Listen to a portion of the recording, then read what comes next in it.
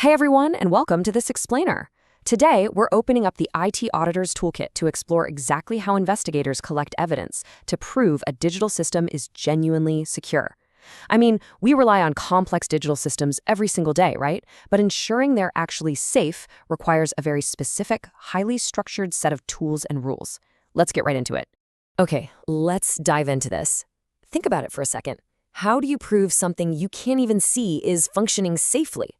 You can't just stare at a computer monitor and automatically know the data inside is protected from threats.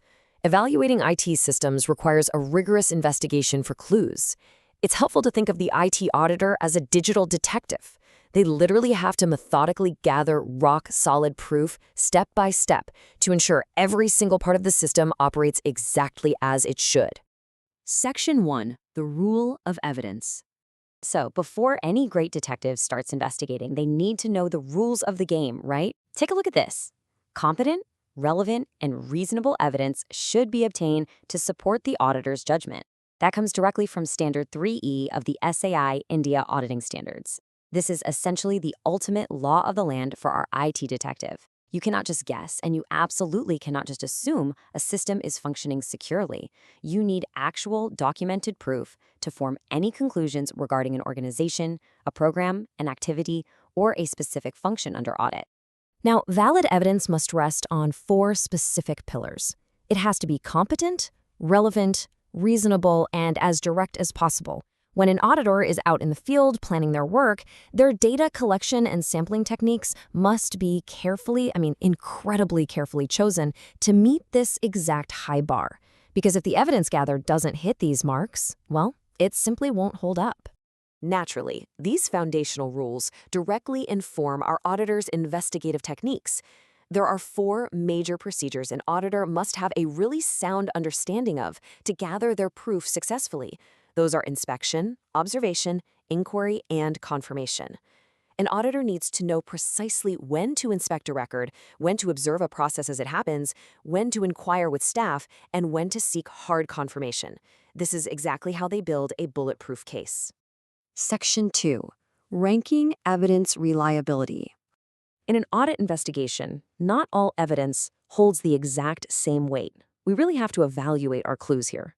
Now, what's really interesting about this slide is the comparison between independent third-party evidence versus internal organization evidence. When an auditor is gathering information, they must consider the independence and the qualifications of whoever is providing that evidence. Basically, corroborated evidence from an entirely independent, outside third party is generally far more reliable than internal evidence just handed over by the organization being audited. Independence adds immense credibility. And here is another crucial hierarchy to consider: physical evidence versus individual representation. Actually seeing something physically, like with your own eyes, is generally far more reliable than just taking an employee's word for it. In the strict world of auditing, physical proof will almost always trump a verbal assurance from an individual. So what do these clues actually look like out in the wild? Well, there are 3 main types of evidence an auditor plans to gather. First, we have the observed process and the existence of physical items. Second, there's documentary audit evidence, which absolutely includes all those vital electronic records. And third, we have analysis. And this brilliantly illustrates how modern auditing works, because this includes IT-enabled analysis using what we call CATs, or computer-assisted audit techniques. These are the broad categories used to uncover the real truth of a system's security. Section 3. The physical environment. It's a massive irony of IT auditing that to verify the safety of invisible digital code, you actually have to heavily rely on the physical world.